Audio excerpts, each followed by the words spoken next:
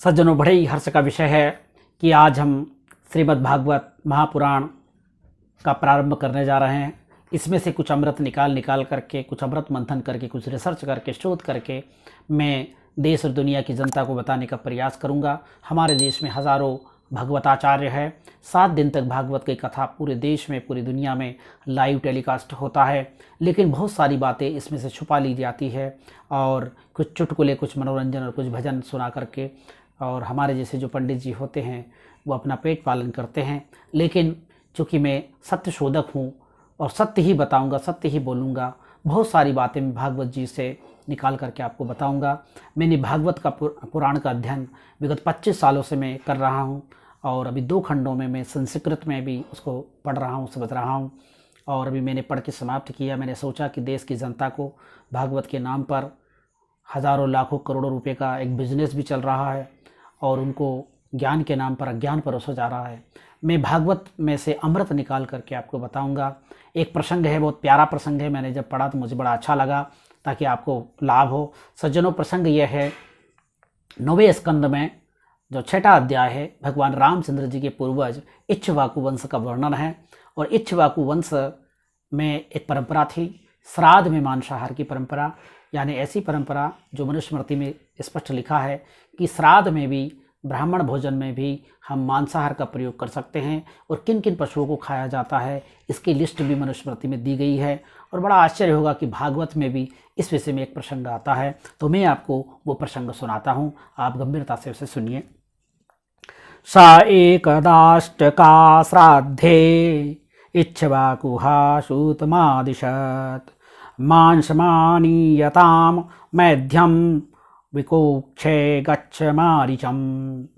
इसका मतलब दिया है कि एक बार राजा इक्ष्वाकु ने अष्टका श्राद्ध के समय अपने बड़े पुत्र को आज्ञा दी, विकुक्षे, शीघ्र ही जाकर श्राद्ध के योग्य पवित्र पशुओं का मांस लाओ। आप सोचिए, चिंतन कीजिए, विचार कीजिए, हर धर्म में कुछ पशुओं को पवित्र माना जाता है, कुछ को अपवित्र माना जाता है, कुछ को भक्ष्य माना जाता है, कुछ को अभक्ष्य माना जाता है, यानी खाने के योग्य और खाने के अयोग्य। तो हमारे यहाँ भी भागवत जी में लिखा है कि इक्ष्वाकु जो राजा थे, भगवान रामचंद्र जी के पूर्वज थे, उन्होंने अपने बड़े बेटे को कहा कि बेटा तुम ऐसे पशुओं को मार के ले आओ, ऐसे पवित्र पशुओं को मार के ले आओ जिनको श्राद्ध में हम उपयोग कर सकते हैं, पंडित जी को या ब्राह्मण देवता को खिला सकते हैं। ऐसे पशुओं को मार के आपको लाना है, या पवित्र पशुओं का मांस आपको लाना है। आगे लिखा है, तथेति शावनम गत्वा मृगान हत्वा क्रियार्हणान श्रांतो भुभोक्षितो वीरः शशम चाद दप स्मृतिः। आगे कहते हैं कि वीर विकुक्षी ने बहुत अच्छा कहकर वन की यात्रा की। वहां उसने श्राद्ध के योग्य बहुत से पशुओं का शिकार किया। वह थक तो गया ही था, भूख भी लगाई थी, इसलिए यह बात भूल गया कि श्राद्ध के लिए मारे हुए पशुओं को स्वयं ना खाना चाहिए। उसने एक खरगोश खा लिया। अब देखिए क्या है कि सभी जगह परंपरा होती है कि जब हम पूजा पाठ करते हैं या श्राद्ध करते हैं, कुछ भी काम करते हैं, तो पंडित जी को या हमारे जो अतिथि होते हैं उनको भोजन किए करवाए बिना उस भोजन में से कुछ भी खाया ना जाता है, क्योंकि वो अपवित्र या अशुद्ध मान लिया जाता है। इसलिए अब क्या होता है, आगे घटना देखिए। शेषम निवेदयामाश पित्रे तेन च तद्गुरुः चोदितः प्रोक्षणा याह दुष्टमे तद कर्मकम। अब आगे लिखा है कि विकुक्षी ने बचा हुआ मांस लाकर अपने पिता को दिया और इक्ष्वाकु ने अब अपने गुरु से उसे प्रोक्षण का मतलब होता है, आप गूगल पे भी सर्च करेंगे तो जिस पशु को बलि के लिए तैयार किया जाता है उसको नहलाया धुलाया जाता है या उस पर पानी छिड़का जाता है, पवित्र जल छिड़का जाता है ताकि उसको नहला धुला सके, उसके लिए प्रोक्षण शब्द आता है। करने के लिए कहा, तब गुरुजी ने बताया कि यह मांस तो दूषित एवं श्राद्ध के अयोग्य है, यानी उसमें से बीच में से उसने एक पशु खा लिया तो उससे क्या हुआ, वो अशुद्ध हो गया या दूषित हो गया और श्राद्ध के अयोग्य हो गया। यानी पूरे जितने भी पशु मारे थे वही पंडित जी को या गुरु जी को या ब्राह्मण देवताओं को खिलाना था, उसमें से एक खरगोश खा लिया तो वो बहुत बड़ा अपराध हो गया। आगे लिखा है कि परीक्षित गुरुजी के कहने पर राजा इक्ष्वाकु को अपने पुत्र की करतूत का पता चल गया। उन्होंने शास्त्रीय विधि का उल्लंघन करने वाले पुत्र को क्रोधवश अपने देश से निकाल दिया। तदंतर राजा इक्ष्वाकु ने अपने गुरुदेव वशिष्ठ से ज्ञान विषयक चर्चा की और फिर योग के द्वारा शरीर का परित्याग करके उन्होंने परम पद को प्राप्त कर लिया। देखिए कितनी बड़ी प्यारी कथा है, ये बहुत ही महत्वपूर्ण चीज है। ये इस कथा से हमें बहुत कुछ सीखने को मिलता है, साथ में हमें इसमें एक हिस्टोरिकल प्रमाण मिलता है। जैसे आज बड़ा विवाद होता है हमारे देश में कि भाई हमारे देश में तो मांसाहार था ही नहीं, ये तो अंग्रेजों की देन है या पुर्तगालियों की देन है या मुल्लों की देन है या फिर विदेशियों की नकल से लोग मांसाहारी है। ऐसा नहीं है, हमारे पूर्वज मांसाहारी थे, हमारे यज्ञों में पशुओं की हत्याएं होती थी और ये जैन और बौद्धों के कारण से हमारे देश में शाकाहारी आंदोलन चला। इसके बाद हमने शास्त्रों में शाकाहार के पक्ष में या जीव हत्या के विरोध में कई श्लोक जोड़े। तो जिन श्लोकों को जो मांसाहार के विरोध में लिखे गए वो प्रक्षिप्त है, मूल श्लोक वो हैं जो मांसाहार के पक्षधर है। इससे एक हिस्टोरिकल समस्या का हल मिलता है। यानी इतिहास जब हम पढ़ते हैं, किसी भी चीज का खंडन कब होता है? जब वो प्रचलन में हो। मान लो सती प्रथा का कोई खंडन कर रहा, मतलब सती प्रथा पहले से मौजूद थी। मान लो कोई नियोग का खंडन कर रहा, मतलब नियोग प्रथा पहले से मौजूद थी। मान लो कोई जुए का खंडन कर रहा, मतलब जुए की प्रथा पहले से समाज में मौजूद थी। अगर कोई व्यक्ति किसी शास्त्र में मांसाहार का खंडन लिखा है, इसका मतलब है कि मांसाहार समाज में पहले से प्रचलित था।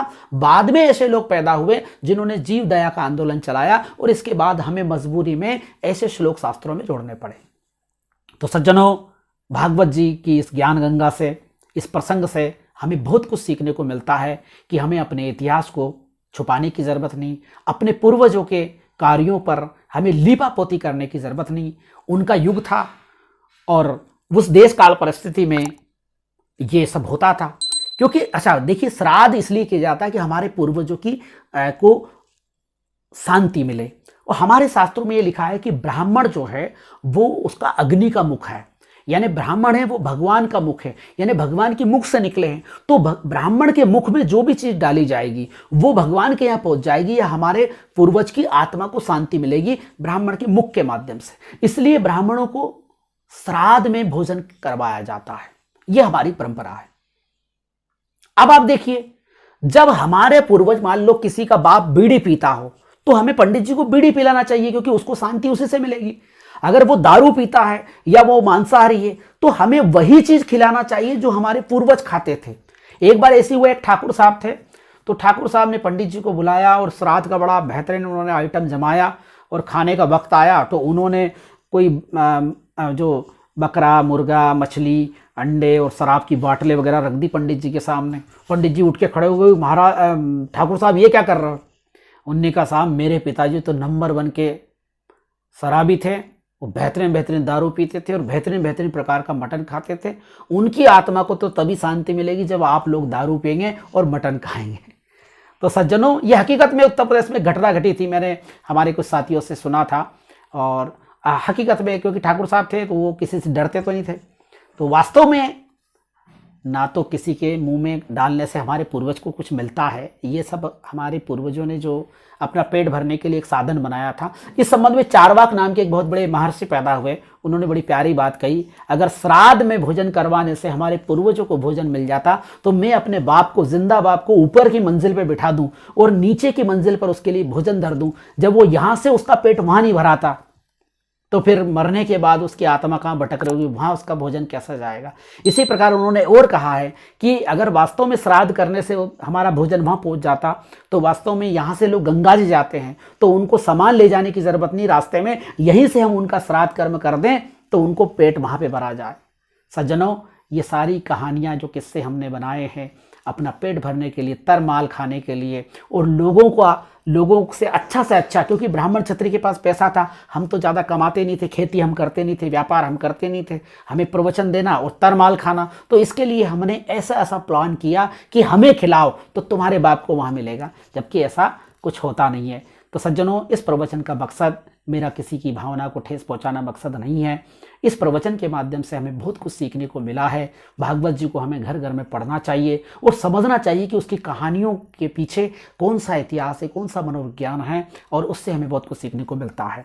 सज्जनों, भागवत की यह सीरीज आपको बहुत उपयोगी होगी, इसलिए इस वीडियो को आप अधिक से अधिक शेयर करें, लाइक करें और कमेंट करें, और चैनल को सब्सक्राइब करें, क्योंकि दुनिया में जो ज्ञान का खजाना है वो वर्तमान युग जो है सतयुग है। वास्तव में इसको कलयुग कहते हैं लोग, लेकिन मैं सतयुग कहता हूं। इंटरनेट के ज़माने में हम सारी दुनिया को एक मुट्ठी में ला चुके हैं, एक मंच पे आ चुके हैं। आज आप हजारों शास्त्र नहीं पढ़ सकते, हजारों पन्नों की किताबें नहीं पढ़ सकते, वो ठेका हमारा है। हम हजारों किताबें पढ़ेंगे, लाखों किताबें पढ़ेंगे, लाखों पन्ने पढ़ेंगे और उसमें से अमृत निकाल निकाल करके आपको देंगे। आपका कर्तव्य है कि इन वीडियो को अधिक से अधिक शेयर करें, लाइक करें, कमेंट करें। बहुत बहुत साधुवाद, धन्यवाद।